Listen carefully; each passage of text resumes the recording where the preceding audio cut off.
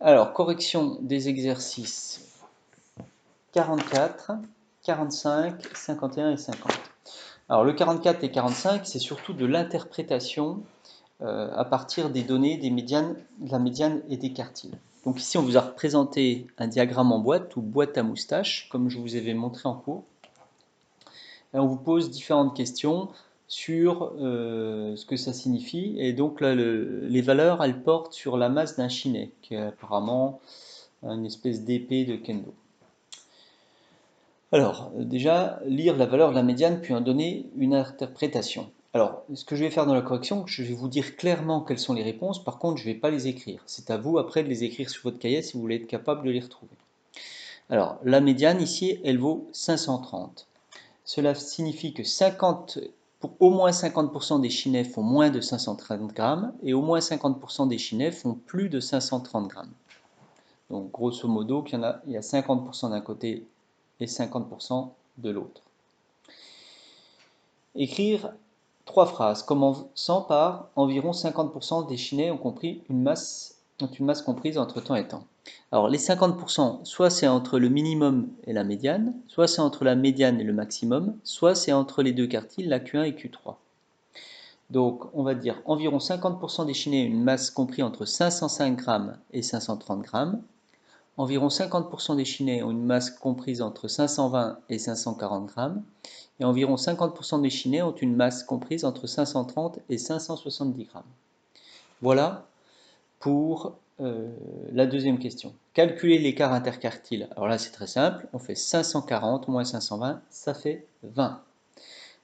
Quatrième question. Pour être homologué, la masse d'un chinet doit dépasser 510 g. Que penser de la production de Kumamoto? Eh bien, alors, est-ce que eh bien, déjà, on peut dire que tous les chinets fabriqués par Kumamoto ne sont pas bons, puisque ici, on voit que le minimum, il vaut 505, donc il y en a au moins un qui ne sera pas bon. Alors, après vous dire ici, entre le minimum et Q1, combien on a, je ne peux pas vous dire. Je sais qu'il y en a 25% ici, mais après, vous dire si les 25% ils sont quasiment tous ici, c'est-à-dire tous bons ou quasiment tous ici, je ne peux pas le dire.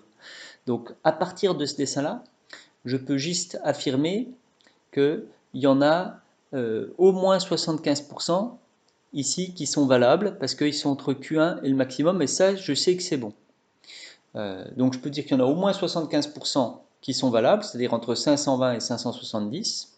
Je peux dire qu'ils ne sont pas tous valables parce que je sais qu'il y en a un qui fait 505. Mais après les 25% qui sont là entre le minimum et Q1, je ne peux rien dire parce que ça se trouve, ils sont tous mauvais, vous voyez, s'ils sont tous par là, ou ils sont quasiment tous bons s'ils sont tous par là. Donc, je dis au moins 75% sont bons, et il y en a au moins un qui n'est pas bon. Voilà. Pour le 45, donc c'est des histoires de longueur de morceaux de musique. Alors on vous pose différentes questions. Donc là on a 3 albums. Et puis il est question de la longueur des morceaux, des chansons qui sont sur ces albums. Voilà.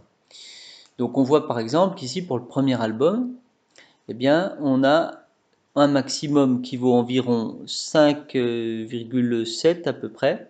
Ça veut dire que la plus grande chanson sur cet album, elle fait 5,7 minutes. Alors, citez l'album qui contient les chansons les plus longues, puis les plus courtes. Donc si je regarde, la chanson la plus longue, elle est assurément ici. Donc c'est l'album Beyoncé qui contient la plus longue. La plus courte, évidemment, elle est située là. Donc c'est l'album Limonade. Ensuite, citez l'album dont au moins la moitié des chansons durent plus de 4 minutes 30. Donc quand vous dit au moins la moitié des chansons, ça vous renvoie à la notion de médiane. Donc je vais chercher s'il y a un album pour lequel je vois plus de la moitié des chansons durent plus de 4 minutes 30, ça veut dire que la médiane, elle doit être inférieure ici, elle doit être supérieure à 4,5. 4 minutes 30, ça fait 4,5 minutes. Donc je cherche celui-là, c'est pas bon. Celui-là, c'est pas bon. Par contre, ici, j'ai 4,5, donc 4 minutes et 30 secondes. Donc, je sais qu'il y a la moitié des chansons de cet album qui durent entre 4,5 et 6,5 minutes. Donc c'est celui de Beyoncé. Ensuite, quel est l'album dont la durée des chansons est la plus uniforme?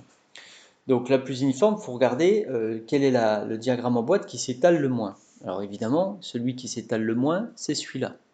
Alors après, parfois il y a des petites subtilités, c'est-à-dire qu'il peut y avoir ici entre Q1 et Q3 où ça s'étale pas beaucoup, donc c'est intéressant. Par contre, après les moustaches, ici elles peuvent être très grandes. Bah, là, en fait, on a les deux choses qui se passent. C'est-à-dire que non seulement entre Q1 et Q3, c'est le plus petit, hein, à peu près à égalité avec celui-là, mais en plus, les moustaches, c'est aussi les plus petites. C'est-à-dire, c'est celle qui s'étale le moins. Donc, assurément, là, je vais pouvoir répondre que c'est le premier, Everything is Love, qui comporte des chansons les plus uniformes. Quelle information importante n'apparaît pas dans ces statistiques?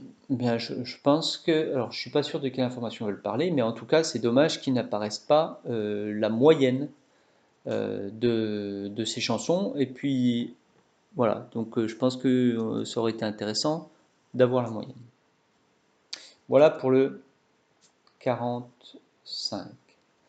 Je passe au 42. Alors, je vais juste regarder un petit peu le temps qui nous reste. Donc 6,26. Alors je vais refaire une vidéo pour le 42 et la suite. Donc voilà.